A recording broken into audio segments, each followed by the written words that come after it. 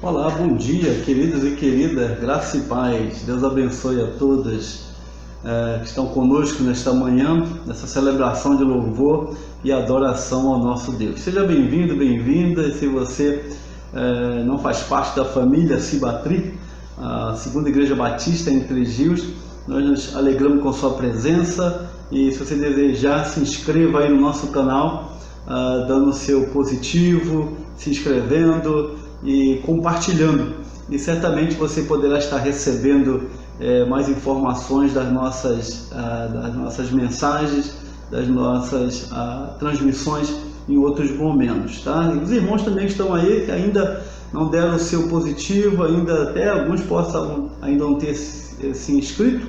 Faça isso para que nós possamos alcançar uma maior divulgação. Nós nos alegramos nesta manhã de estarmos celebrando ao Senhor em comunhão uns com os outros, embora distantes neste primeiro momento no estudo da Escola Bíblica Discipuladora, mas tendo a oportunidade também, pela graça do nosso Deus, de logo mais à noite, às 18h30, estarmos reunidos no presencial e também transmitindo online. Então você pode estar conosco também às 18h30 deste domingo. Deus abençoe grandemente em meio aos desafios que temos enfrentados, alguns nas suas lutas, nas suas dificuldades, nas suas limitações, mas firme nos propósitos de servir ao nosso Deus. Seja bem-vindo, bem-vinda. Você está aí compartilhando este momento, algumas gratidões, algumas súplicas.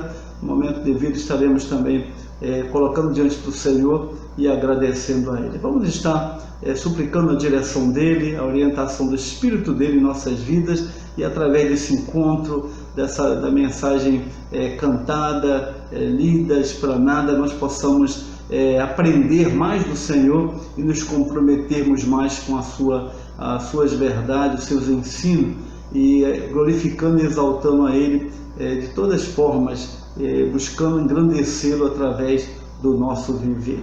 Pai de amor, muito obrigado a Deus por essa manhã de vida que Tu está nos concedendo, pela Tua graça, pela Tua misericórdia, Senhor. Tu és um Deus maravilhoso e bom. Ó Deus, nós pedimos perdão pelos nossos pecados, as nossas faltas. Ó Deus, recebe essa expressão de louvor, adoração a Ti, através dessa igreja reunida aqui nesta manhã, prestando um culto de louvor, também aprendendo da Tua palavra, recordando Teus ensinos. Ó Deus, nos fortalece cada vez mais nessa caminhada de fé. Ó Deus, nesses tempos difíceis, mas momento também propício para estarmos nos aproximando mais de Ti, proclamando as Tuas verdades. Seja conosco nesta manhã, recebe a nossa adoração, é a nossa oração neste momento e sempre, em nome de Jesus. Amém, amém. Deus abençoe. Vamos continuar louvando e glorificando e exaltando ao nosso Deus.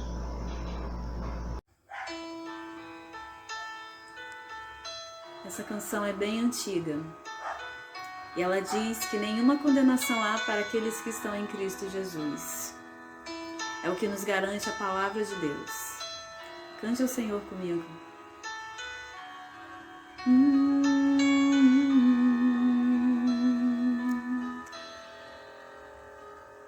De todas as provas que eu já passei, é bem difícil, Senhor, a gente ter que ouvir acusações do vil tentador. Lembranças do passado vêm e querem me fazer parar, ou mesmo palavras de alguém que não quer na gente acreditar.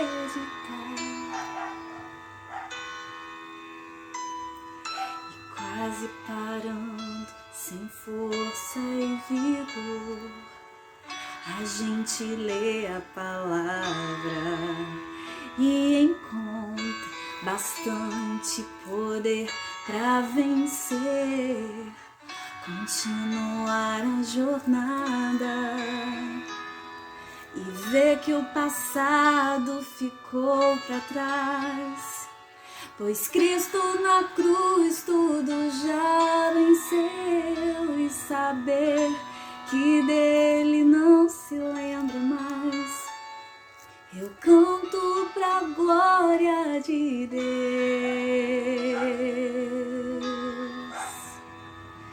Nenhuma condenação há para quem está em ti, Jesus, cuja vida coberta está pelo sangue que desceu na cruz.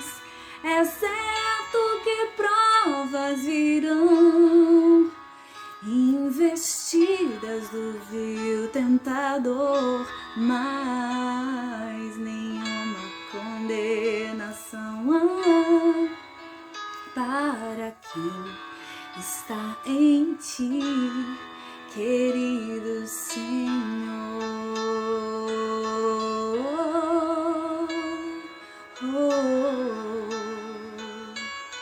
Aleluia, Jesus. Obrigada porque o seu amor nos alcançou e fomos justificados por ti, Senhor. Aleluia.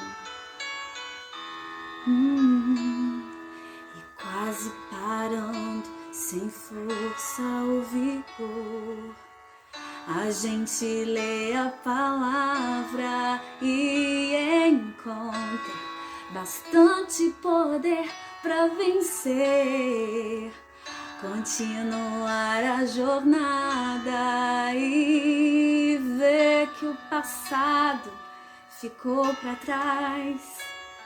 Pois Cristo na cruz tudo já venceu e dele já nem se lembra mais. Cante pra glória de Deus. Nenhuma condenação há para quem está em ti, Jesus, cuja vida coberta está pelo sangue que desceu na cruz. Mas é certo que provas virão, investidas do vil tentador, mas nenhuma condenação há para quem está em ti. Nenhuma condenação há, cante pra quem está em ti, meu Jesus, cuja vida coberta está pelo sangue que desceu na cruz. É certo que provas virão, investidas do vil tentador, mas nenhuma condenação há para quem está em ti, querido Senhor.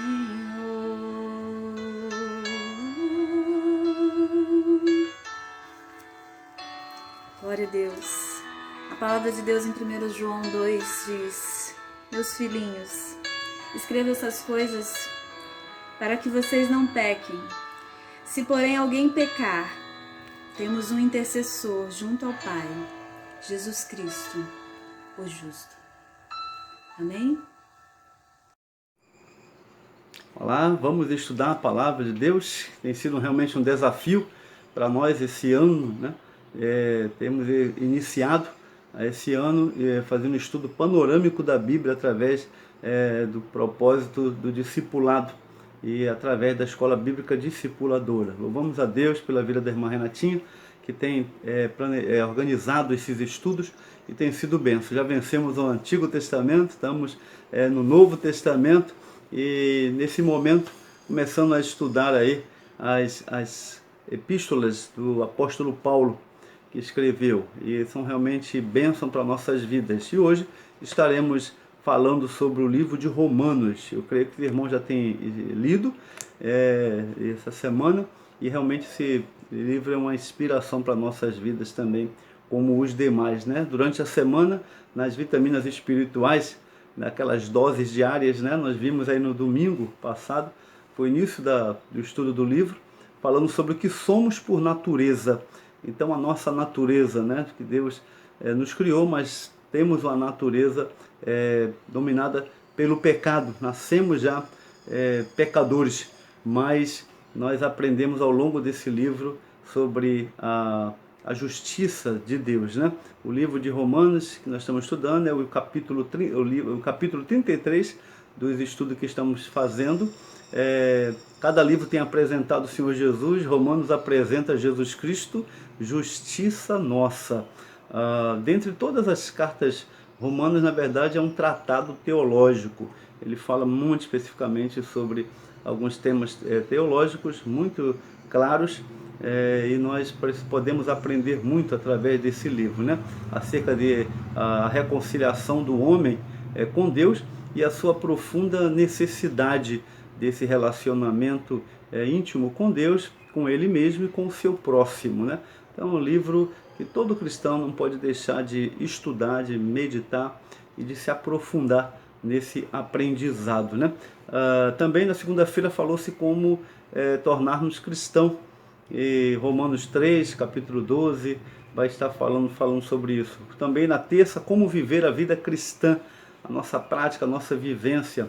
Na quarta, falando sobre a luta, aquela grande luta que todos nós temos entre a carne e o espírito, né? E o grande desafio na fé cristã é nós deixarmos prevalecer o espírito e não a carne, né? Porque ela está aí nessa luta de desejos, de coisas muitas das vezes fora, contrário à vontade de Deus, mas deve prevalecer o Espírito do Senhor que habita em nós. Na quinta, a vida vitoriosa, baseada lá em Romanos 8, conhecemos bastante, somos mais que vencedores em Cristo Jesus. Na sexta, os judeus postos de lado foram preparados para receber o Senhor Jesus, rejeitaram, e realmente o Senhor dá condições para eles de se reconciliar através de Jesus. E no sábado, o serviço cristão, que é a nossa prática, né? Uma vez que recebemos a palavra de Deus, nós precisamos praticar esses ensinos em nossa vida. Então iniciamos agora o estudo dessas epístolas do Novo Testamento, e das 21, 13 foram escritas por Paulo. Por isso se chama epístolas paulinas. Ele escreveu essas cartas às igrejas de Tessalônica, Galácia, Corinto e Roma, durante as suas viagens missionárias, quando prisioneiro em Roma. Ele, quando estava ali preso em Roma, ele escreveu Efésios, Colossenses, Filipenses e Filemão. Por último, escreveu as cartas a Timóteo e a Tito. Então, assim, é um homem que aproveitou o seu tempo na sua geração para ser canal realmente de bênção do Senhor, e através da sua vida, da sua dedicação ao reino de Deus, essa palavra chega até nós e nos ajuda em nossa fé cristã. Paulo nasceu em Társila, de origem puramente judaica. Seu mestre foi o grande, né, chamado Gamaliel. Como todo menino também hebreu, ele aprendeu um ofício. Ele era fabricante de tenda. Então ele aprendeu a trabalhar uma área específica, uma profissão, e era assim a sua profissão. Após uma vida cheia de sacrifício e sofrimento, selou seu testemunho com o próprio sangue. A tradição diz que ele foi decapitado em Roma e seu corpo enterrado nas catacumbas. Teve um final, como muitos a gente viu, homens do passado, triste, mas a sua vida foi uma inspiração e ele viveu para o louvor e para a glória do nosso Deus. O Evangelho tem um poder dinâmico, não tenho dúvida disso, né? E esse Evangelho que Paulo experimentou na sua própria vida, ele agora tem essa garra, essa dinâmica de falar desse Evangelho, de testemunhar. Como ele diz, o Evangelho é o poder de Deus para a salvação. Só o poder de Deus pode tornar uma pessoa crente, uma pessoa comprometida realmente com o Senhor. Então, mesmo em Roma, Paulo não se envergonhava do Evangelho. a imensa pecaminosidade do homem descrita, a gente vai ver ali no início de Romanos 1, 18 a 32, havia também alcançado seu auge, né, em Roma. Então era uma depravação só. Ele passou a proclamar dali por diante que o justo viverá da fé. Capítulo 1, versículo 17. Basta a pessoa crer. A salvação não vem pelas obras, elas são abomináveis. Não vem pela raça, essa está sob a maldição da morte. Não vem pelo caráter, pois esse é como trapos imundos. Há uma só salvação, que vem pela aceitação do Evangelho de Cristo, visto que a justiça de Deus se revela no Evangelho de fé em fé. Romanos 1,17. Deus nos atribui essa justiça quando cremos em Cristo. Ele não diz que somos feitos justos, mas que somos declarados justos. Deus nos dá a justiça que exige de nós. Porque é necessário, então, a gente fazer essa pergunta, né? Por que é necessária a justiça de Deus? Porque não temos justiça própria. Não adianta nós querermos nos esforçar ou fazer algo para alcançar essa justiça. O Senhor é a justiça nossa e Ele nos presenteia com isso. Quando nós cremos nele, o recebemos como Salvador. Então a necessidade da justiça de Deus, há essa necessidade. Depois de apresentar o tema do livro de Romanos, no capítulo 1, versículo 16 e 17, ele passa a revelar a necessidade que o homem tem dessa justiça. Quando ele diz, né, pois todos pecaram e todo mundo é culpável perante Deus. Algumas versões que a gente conhece muito bem vai dizer, porque todos pecaram e separados estão da glória de Deus. Então Romanos fala-nos do método de Deus em transformar homens e mulheres culpados em homens e mulheres bons.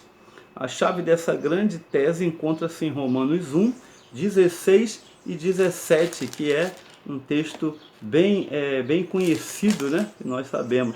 E o 16 e 17 diz assim: não me envergonho do Evangelho, porque é o poder de Deus para a salvação de todo aquele que crê. Primeiro do judeu, depois do grego, porque no Evangelho é revelada a justiça de Deus, uma justiça que do princípio ao fim é pela fé, como está escrito, o justo viverá pela fé. É muito importante termos esse aprendizado, essa convicção, essa certeza que é pela fé que nós somos salvos em Cristo Jesus, e não pelas obras, como também nós vamos ver mais adiante daquilo que estamos estudando nesta manhã. O que somos por natureza? Romanos 1, versículo 1, de 3 ao 20, vai falar sobre isso. Porque o ser humano ele precisa de salvação? Porque é pecador. Todos nós somos pecadores, né? Deus conhece o coração humano e dá-nos um retrato dele. Mostra o que encontra em todos nós e o que descobre é terrível. Mas lembre-se, este é o quadro que Deus vê em nós. Não há quem faça o bem, não há nenhum sequer. Paulo prova esse fato nos 3 primeiros capítulos. E o quadro do ser humano, na verdade, o quadro do ser humano sem Deus, sem a presença de Deus. Romanos 3 vai deixar muito claro acerca disso, né? Então você vai crer então que o coração humano é extremamente perverso. Você já pediu que o Espírito Santo ilumine seu coração? Se o fez, então sabe que precisa de um Salvador. Nós temos consciência de que a nossa natureza ela é pecaminosa, mas nós precisamos ter esse relacionamento com Deus, de comunhão e de pedir a direção dele a cada dia para estar nos conduzindo com o seu Espírito. Como tornar-se cristão? Romanos 3 também fala sobre isso. O plano de Deus para a salvação do homem percorre as Escrituras do princípio ao fim. Então a gente vai ver desde o início, os livros da Bíblia, tanto no Antigo quanto no Novo, está apresentando a salvação que está em Jesus e que é a oportunidade de levar o homem de volta a uma perfeita comunhão com Deus. Então o plano de Deus para a salvação do homem percorre então essa Escritura do princípio ao fim. Você pode vê-lo muito claramente em certas partes da Bíblia. Romanos 3 é uma delas. Quando Deus olha para nós, não vê justiça em nós. Romanos 3,10 vai deixar isso bem claro. quando Deus olha para nós através de Cristo, Ele não vê melhora, mas perfeição, porque Ele vê somente sua própria justiça, e a sua justiça é Jesus Cristo. Você já se familiarizou com uma grande palavra das Escrituras, e a palavra é salvação. Justificação é outra palavra. Tudo quanto Cristo fez foi creditado à minha conta. A justiça dele é minha. Quando a justiça de Cristo é considerada como nossa, a isso se chama justificação. O ser humano tornado justo perante Deus. O justo viverá por fé. O homem não se torna justo por suas obras, e sim porque em Cristo Jesus. Romanos 3, 28 vai lembrar isso. Essa grande verdade deu origem à grande reforma. Esse mês de outubro nós lembramos de uma forma especial a reforma protestante. E foi muito oportuno esses ensinos do apóstolo Paulo para que isso acontecesse, porque naquele instante, naquele momento, aqueles que se identificavam como seguidores de Jesus, com a igreja do Senhor Jesus, estavam vivendo totalmente contrário a isso, né? Então houve, na verdade, uma libertação. Os cristãos foram libertos da ideia de que as pessoas eram salvas pelas obras. Não somente somos salvos pela fé, como temos de viver pela fé, confiados em Cristo. Paulo usa exemplos do Antigo Testamento de pessoas que foram justificadas pela fé. Fala-nos especialmente como a fé que Abraão tinha, e que lhe foi imputada pela justiça. Romanos 4 vai lembrar isso. Abraão recebeu 3 coisas pela fé: justiça, herança e posteridade. Romanos 4, 3, 13 e 17. Nós também recebemos grandes benefícios quando somos justificados por sua graça. Graça é favor imerecido. A fé vem seguida de paz, perdão e promessa. E mais do que tudo, da certeza da salvação. Por isso que o pastor está sempre lembrando, né? Graça e paz. É uma marca na nossa vida. Essa graça, que nós recebemos do Senhor nosso Deus, através de Cristo, perdão dos pecados, sem merecermos e sem nós termos que fazer nada, Ele fez por nós. E ao mesmo tempo recebemos essa paz também, que habita em nossos corações, dada por o Senhor Jesus. Também esse livro fala tremendamente sobre a salvação. A corrente do pecado e o rio da salvação correm lado a lado, né? Romanos 1,16 vai lembrar muito bem isso. Onde abundou o pecado, superabundou a graça. Paulo mostra o pecado em toda a sua sordidez e a salvação em todo o seu esplendor. Então somos salvos pela justiça de Cristo, né? Ele que realmente nos proporciona a salvação. Também Romanos vai falar sobre justificados pela fé. Perdão é a remoção da nossa injustiça, é o despir-se do pecado e abandoná-lo. Não podemos viver mais no domínio do pecado. Fomos libertos em Cristo Jesus. Somos pela natureza pecadores, mas o pecado não pode nos dominar mais, porque o Espírito Santo habita em nós. Nós nascemos pecadores, né? Não fomos consultados se queríamos vir a este mundo. Um dia despertamos para a realidade de que estávamos sujeitos a uma natureza pecaminosa. Adão é o cabeça da raça. Não foi criado dessa maneira. Ele foi criado de uma forma bem específica quando o Senhor o fez, né? Deus o fez à sua imagem e semelhança, nos fez a sua imagem e semelhança. Mas ele pecou voluntariamente e a sua natureza pecaminosa passou para todos nós. Então pecamos porque somos pecadores. Ninguém gosta da ideia de ser chamado pecador, mas temos de encarar o que somos. Então é só você ver lá o que Paulo diz em Romanos 5, de 12 a 21, porque ele nos mostra claramente essa nossa natureza. De um lado temos Adão, o cabeça da raça natural, e do outro lado temos Cristo, o cabeça da raça espiritual. Ele que nos proporciona uma nova criação, uma nova vida. A gente vai ver isso lá em Coríntios, né, 5,17, quando diz que quem está em Cristo, nova criação é, nova criatura, nova natureza, nova maneira de pensar, porque o Senhor nos proporciona isso com a sua justiça. Como viver a vida cristã? Eis o grande desafio. Romanos 6-8 vai estar falando sobre isso. Já aprendemos então como podemos tornar-nos cristãos. Agora vamos ver como podemos viver como cristão. Uma coisa é aceitar o que Cristo fez por você. Outra coisa é experimentá-lo de maneira pessoal e real. Então em Romanos 6 há 3 palavras importantes. Se puder, anote, marque aí para você não esquecer. Saiba que Cristo morreu por nós. É a primeira, capítulo 6, 3, 5, 10. Nós morremos com Cristo. Ele morreu por nós e nós morremos com Cristo em nossas vidas, tendo fé nele, confiando nele, dando credibilidade à sua salvação e à sua morte por nós. A outra palavra é: considere-se morto para o pecado. Assim também vós considerai-vos mortos para o pecado, mas vivos para Deus em Cristo Jesus. Olha que coisa tremenda, né? Embora o pecado esteja aí, somos por natureza pecadores, mas nos consideramos mortos para o pecado, mas pela fé em Cristo Jesus. A terceira palavra é: ofereça-se a Deus. Nem ofereçais cada um os membros do seu corpo ao pecado como instrumentos de iniquidade, mas oferecei-vos a Deus como ressurretos dentre os mortos, e os vossos membros a Deus como instrumento de justiça. Então, essas palavras é tremenda, né? Saiba que Cristo morreu por nós, considere-se morto para o pecado, ofereça-se a Deus. A fé cristã não pode ser limitada a uma religiosidade, a ter uma religião, a ser membro de uma igreja, de um grupo.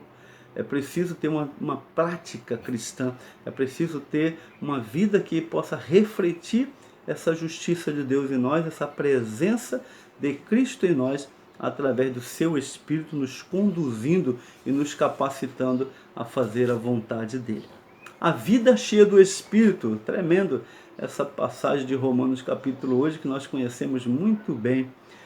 Passe da vida do eu para a vida cheia do Espírito. A gente vai ver isso em Romanos 8. Em vez da palavra eu, encontramos a palavra Espírito 21 vezes. Precisamos submeter nossa vida a Ele. Esta é a nossa parte. Aí então Ele nos encherá com seu Espírito. Nós precisamos fazer a nossa parte. O Espírito habita em nós. Às vezes muitos estão esquecidos disso. Somos o templo do Espírito Santo de Deus, somos casa de Deus. E nós precisamos estar cuidando dessa casa de tal forma que o Espírito se sinta bem em nossa vida e possa agir como Ele deseja em nós, né? Então esta é a parte de Cristo. Este glorioso capítulo então começa com nenhuma condenação e termina com nenhuma separação. Foi que a irmã Silvia cantou, e é uma verdade tremenda. Nenhuma condenação há para os que estão em Cristo Jesus, mas ele termina dizendo nenhuma separação. Não podemos estar separados do Senhor, porque fomos selados pelo Espírito do Senhor. E o quadro da nossa vida em Cristo. O crente está seguro, Cristo está ao seu redor, o Espírito está dentro dele e Deus é por ele. Que coisa tremenda ter uma vida comprometida com o Senhor, transformado pela graça, pela misericórdia do Senhor, pela justiça dele e ser conduzido por esse Espírito maravilhoso. Por que Israel é posto de lado? Lá em Romanos 9 fala um pouquinho sobre isso. A história dos judeus que foram postos de lado, dispersos pelo mundo, sem pátria e sem rei, é uma advertência para nós. Não lembra muito bem aquela passagem de João, capítulo 1, né, que diz que veio para o que era seu, mas os seus não receberam. Os judeus não quiseram receber Jesus como ele foi apresentado por Deus e prometido através da história, né? Os judeus procuraram estabelecer a sua própria justiça, mas o homem não pôde cultivar a justiça, só pode recebê-la. Se Deus pôs de lado o seu povo escolhido, não fará o mesmo conosco se formos desobedientes? Então Deus investe em nós, Deus nos abençoa, mas precisamos ser obedientes precisamos cumprir a nossa responsabilidade como templos de Deus, como habitação do Espírito Santo, e precisamos andar em sintonia com Ele, senão Ele nos abandona e deixa-nos à mercê. Já pensou sobre isso, querido? Está vivendo por nós mesmos, como aqueles que não têm fé em Deus, como aqueles que não acreditam que é templo da presença de Deus? Então os romanos escolheram isso, né? E até hoje tem um grupo os judeus escolheram isso, e até hoje os judeus estão, um grupo grande, né? Estão ainda esperando o Messias, perdendo essa oportunidade de ser guiado pelo Espírito do Senhor, de crer em Jesus como Salvador, né? Então, como servir a Deus?